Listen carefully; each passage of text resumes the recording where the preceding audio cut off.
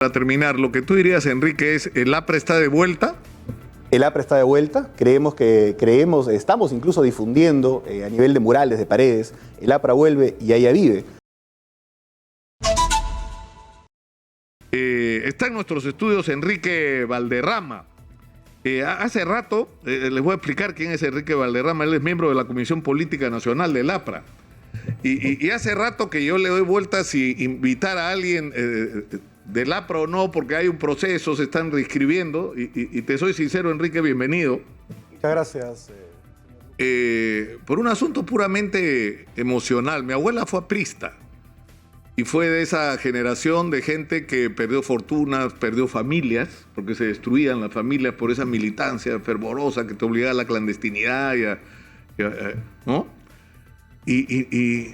Y no me provocaba invitar a alguien pues como Jorge del Castillo a hablar sobre la renovación del APRA cuando dice cosas tan parecidas a las que dice la derecha que digo, ¿para qué, no? Pero he estado leyendo y escuchando las cosas que tú has estado diciendo y por eso me parece que es importante oírte, ¿no? No, te agradezco la invitación. Creo importante señalar, partiendo de la anécdota que has contado, que en la mayoría de hogares peruanos estoy seguro que hay un tío, un abuelo, un familiar aprista, y creo que conforman la inmensa familia aprista a lo largo y ancho del territorio nacional. Hay que reconvocar, sin duda, a la acción política social en el partido. Y creo que en ese sentido estamos proponiendo en este momento la articulación de una gran agenda social nacional para naturalmente ser los portavoces en esta nueva etapa de una propuesta de cambio que, por ejemplo, en los temas que tocó Castillo en campaña, que no estaban necesariamente equivocados alrededor del abandono del agro, alrededor de la política energética, alrededor de la formalización de la pequeña minería, estaban equivocados en las recetas que planteaba. Y evidentemente en 15 meses de gobierno he visto que no pueden ni comprar urea, ¿no? Y el Congreso, naturalmente, también ha decepcionado. De eso de la urea vamos a hablar en un ratito y las noticias lamentablemente no son buenas con respecto a la cuarta licitación. Lamentablemente, cuando hay 2.2 millones de productores de menos de 5 hectáreas, que son a los cuales el Estado tendría que ponerles atención. Primero, como información, ¿cuál es la situación en la que están ustedes? Están en un proceso de reinscripción, ¿no es cierto? El proceso, la presentación del expediente que ha presentado y que ha armado además en una tarea titánica la personería legal del partido a cargo de José Pimentel y la Secretaría de Organización, que es la que ha llevado el proceso de la inscripción del partido a cargo de Enrique Melgar, ya está presentado ante el Jurado Nacional de Elecciones. El Jurado Nacional de Elecciones ha validado casi 80 comités provinciales a lo largo y ancho del país y evidentemente me parece que ha validado también gran parte de las 50.000 firmas que hemos presentado. Nos pedían 25, hemos presentado 50. Por lo tanto, creo que es solamente cuestión de semanas o un poco más el hecho de la vuelta formal del partido de Aya de la Torre a la ley política nacional. Ahora, ¿cómo van a hacer para librarse ustedes de esta asociación que se hace entre el APRA y la corrupción, por ejemplo? Es una asociación en realidad que lamentablemente ha marcado a la política en general, incluso a los que llegaron hablando de honestidad es la diferencia, de no más pobres en un país rico, del profesor campesino, naturalmente, y evidentemente hemos visto cómo estos casos han explotado lamentablemente para los peruanos.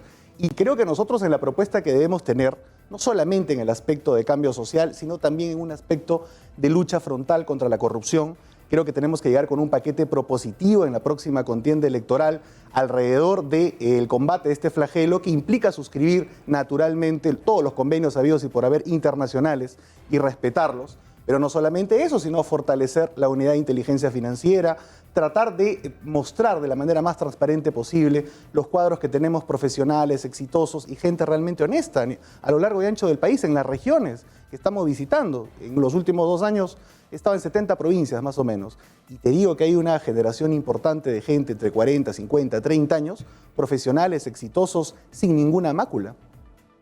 Que no tienen nada, pero no, o sea, a mí lo que me llama la atención es por qué digamos, el tema de la corrupción, que es innegable, que ha sido transversal, que ya va más allá de las ideologías, porque ese cuento de que la izquierda era decente y la derecha era la corrupta se acabó hace rato, ¿no es cierto? Me parece que aquí en tu propio set has tenido prácticamente una confesión en con vivo con respecto a la izquierda, ¿no? Con Susana Villarán, que fue desgarradora, pero es más, nosotros ya habíamos hablado de eso antes en relación a los gobiernos regionales, a lo que está pasando en los gobiernos regionales, muchos de ellos en manos de gente de izquierda.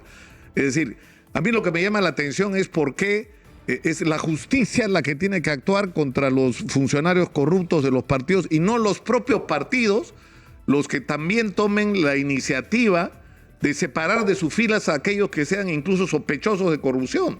Que enciendan las señales de alerta, se enciendan las señales de alerta cuando todo el mundo se conoce, en los partidos la gente sabe quién es quién.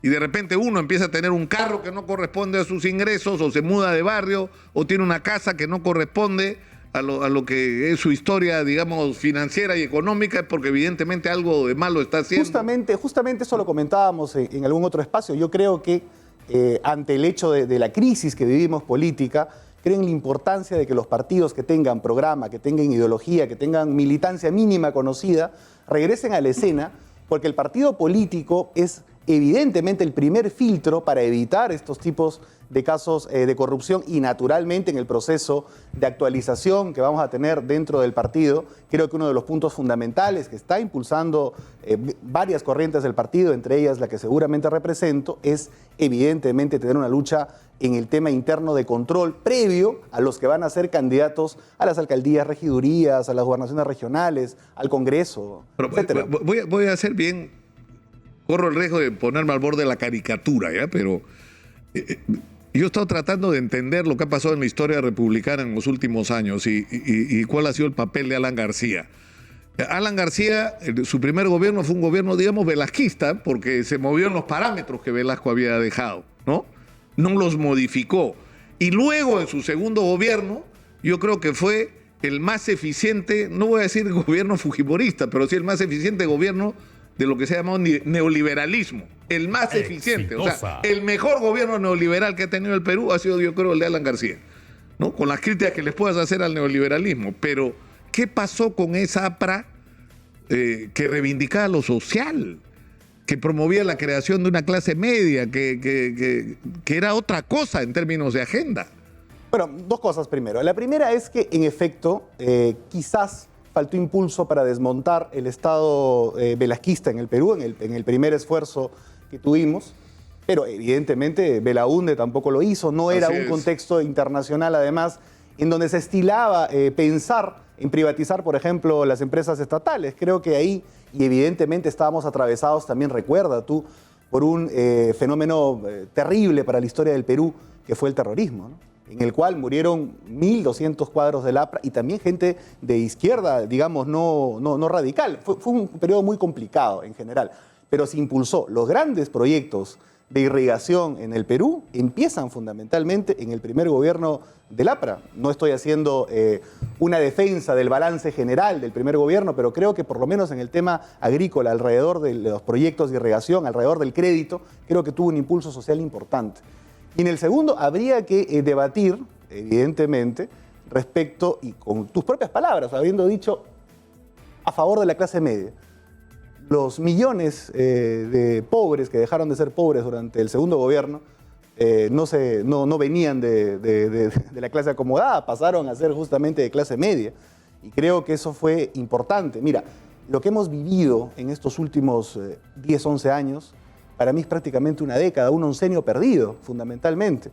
Si hubiéramos seguido reduciendo la pobreza, si hubiéramos hecho algunos ajustes que evidentemente había que hacer, con temas que naturalmente hoy día estamos poniendo sobre la palestra, no solamente la infraestructura, sino evidentemente algunos abusos de posición de dominio de algunos esquemas oligopólicos en el país, el tema del crédito financiero, el tema previsional, el tema de los medicamentos también.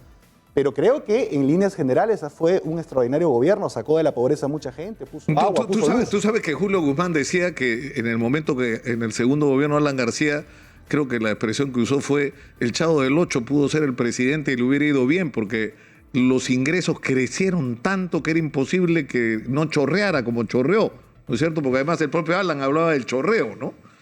Bueno, mira, o sea, el país crece, entonces chorrea, hacia la sociedad. El problema es que lo que te demostró la pandemia es que no bastaba que chorreara, Imagínate. porque tú podías ser de la clase media hasta el viernes, pero la fragilidad económica te llevaba a tal punto en que si tú te quedabas sin chamba 72 horas, pasabas a ser pobre otra vez. Ahora, Pues no había ninguna capacidad de ahorro. Imagínate la pandemia sin los 40 y tantos hospitales que hizo el APRA.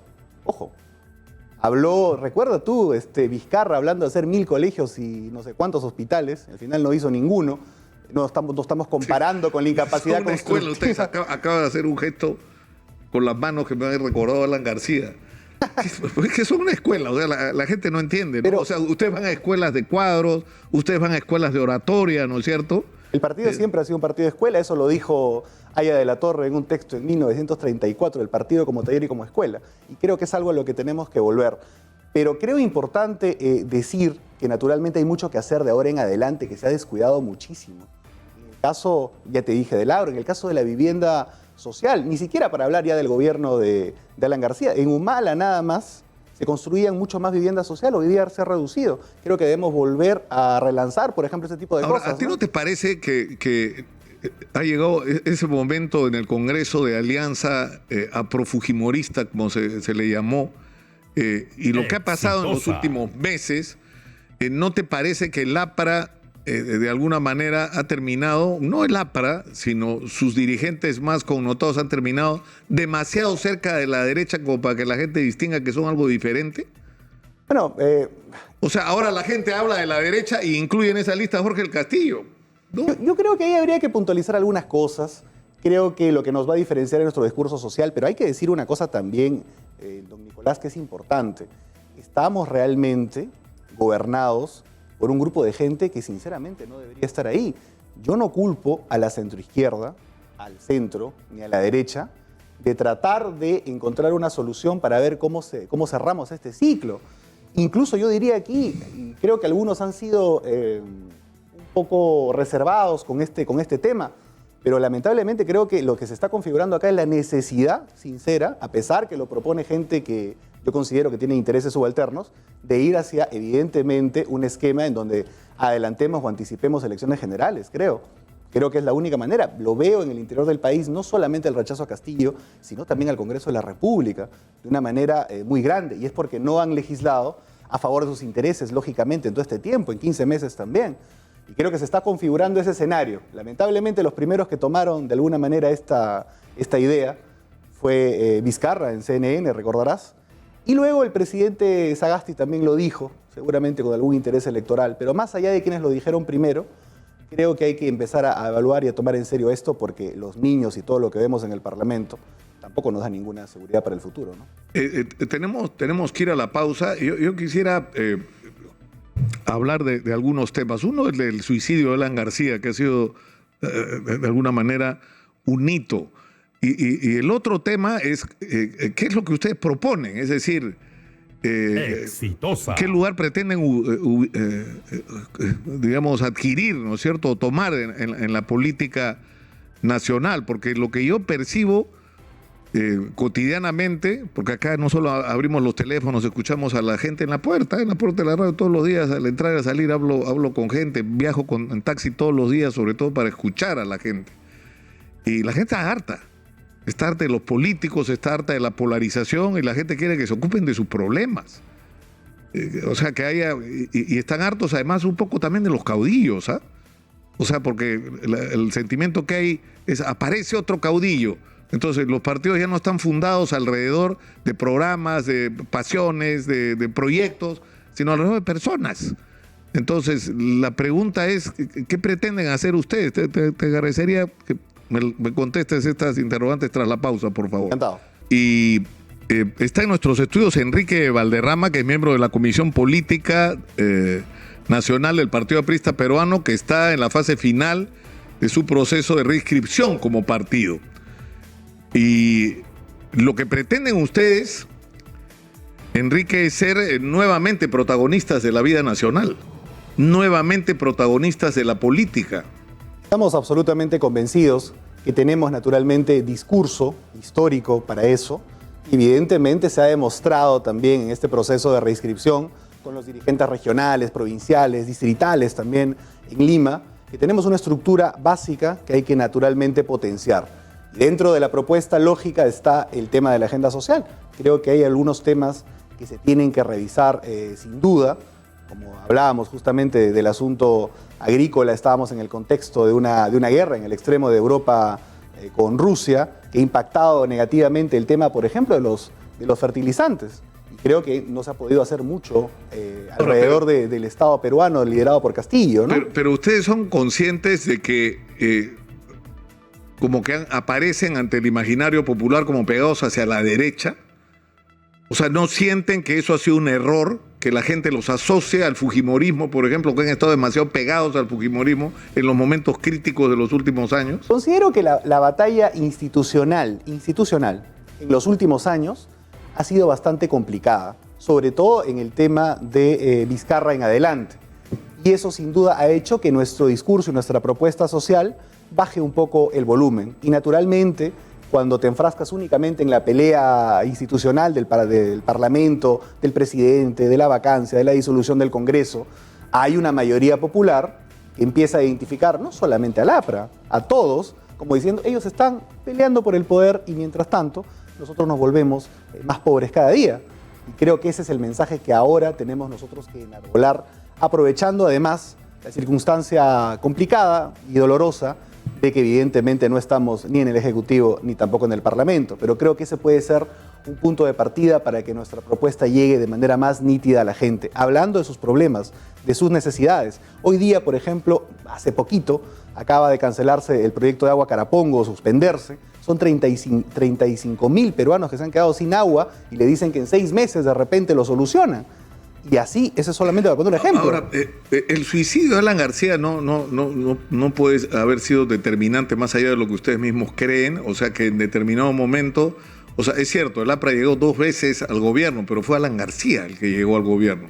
Por ese carisma tan particular que lo caracterizaba, ¿no es cierto? Que era capaz de envolver a la gente con su discurso, ¿no? Yo recuerdo alguna vez gente que odiaba a Alan García por cualquier razón y que decía, apaga que me está convenciendo cuando estaba en el Congreso, apaga que me está convenciendo, decía.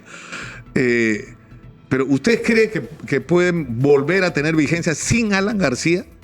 Mira, creo que fue como digo, un primer gobierno socialmente importante. Creo que fue un segundo gobierno donde redujimos la pobreza, hicimos infraestructura.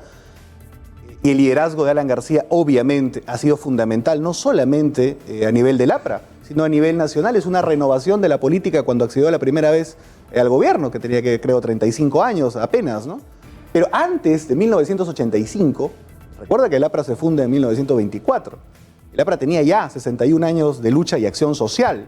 Habíamos accedido también al proceso de transición allista con esta constituyente, que lamentablemente Fujimori liquida, pues 12 años después, recentraliza el país, obviamente hace estropicios desde el punto de vista social, pero el APRA tenía 61 años de acción social previas y estoy seguro que tras la lamentable partida de Alan García, el APRA tendrá 60 años más de lucha.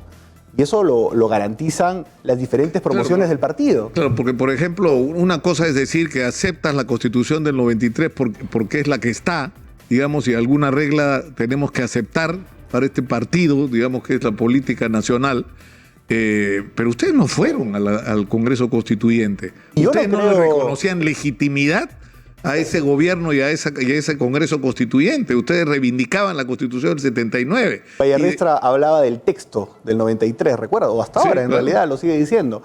Naturalmente, creemos que la Constitución del 79 fue la transición que el país necesitaba. Estuvo el APRA, estuvo de alguna forma la derecha, estuvieron diferentes perspectivas de izquierda. Es curioso, sí, eso lo tengo que decir, que los amigos de la izquierda marxista reivindican a veces la Constitución del 79. Curiosamente no la firmaron. No la firmaron, ¿no? Sí.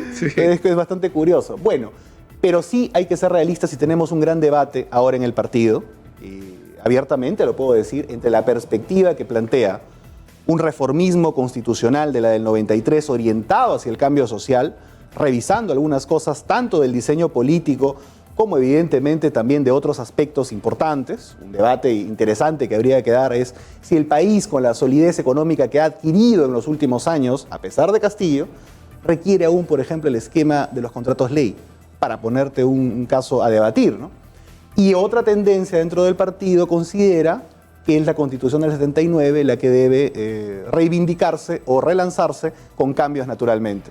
Pero lo que quiero que quede como idea es que creo que ninguno piensa en el APRA que la Constitución del 93 ni es un gran ejemplo, ni tampoco está escrita en piedras. En piedra. Naturalmente sirvió desde el punto de vista de la apertura económica, creo que protagonizó también un crecimiento interesante, pero creo que pasados ya algunos años podemos hacer algunos cambios. En lo que sí estamos cerrados como idea, creo, y es un mensaje para la sociedad democrática nacional, es que naturalmente no podemos ir a una asamblea constituyente, menos en los términos de los que quieren plantear los señores de Perú Libre, por ejemplo, ¿no? Una asamblea, la mitad prácticamente corporativista, puesta prácticamente por el poder. Y creo que eso sería un desastre para la patria, ¿no? O sea, para terminar, lo que tú dirías, Enrique, es ¿el APRA está de vuelta?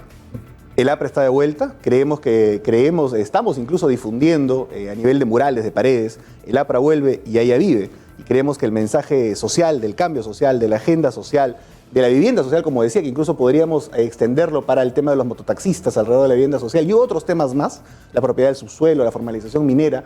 Creo que ese es el mensaje que venimos recogiendo del sur del Perú. Acabo de estar en 10 provincias del sur y creo fundamental e importante la necesidad para la política nacional que un partido con historia y con propuesta de cambio como el APRA regrese a la primera línea de la política nacional. Pero lo que me sorprende es que no están construyendo esto alrededor de un candidato, ¿no? Lo que pasa es que yo creo que... No es que el APRA vuelve porque tal señor va a ser el candidato a la presidencia. Yo creo que ya pasamos la etapa de los caudillos, deberíamos pasar la etapa de los caudillos y deberíamos empezar a entrar en la etapa de las instituciones. Yo estoy convencido que si fortalecemos el partido trabajando fuerte con la Secretaría de Organización, con las Secretarías de Lima Metropolitana, que se ha renovado, por ejemplo, que es un gran comité, si nosotros fortalecemos el partido a nivel nacional y pasamos de 80, 120, 140 comités provinciales, yo te garantizo que cuando el partido esté listo, el candidato aparecerá, que no necesariamente será un caudillo, que no debe ser un caudillo. No hemos hablado, tal vez lo podamos hacer extensamente en otra oportunidad, del suicidio de Alan García. Yo hice un video hablando de Alan García que yo conocí en relación al tema de la muerte y de la cárcel. Fue un horror en términos de reproducciones. En YouTube solamente creo que tuvo como 2 millones de reproducciones. Fue un episodio que sin duda ha marcado la historia del APRA y también ha marcado la historia del país, un tema lamentable.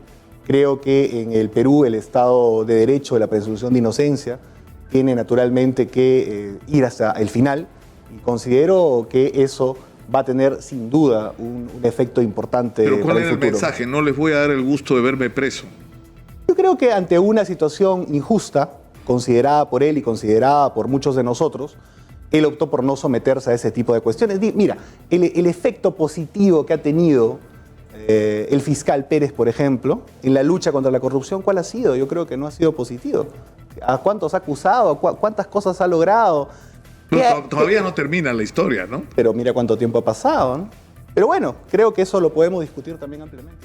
En otro momento. Muchas gracias, Enrique, Encantado. por estar con Muchas nosotros. gracias. Enrique Valderrama, miembro de la Comisión Política Nacional del APRA, ha estado con nosotros. Yo sé que esta entrevista va a generar controversia, pero yo insisto, tenemos que pasar a otro capítulo de la historia nacional.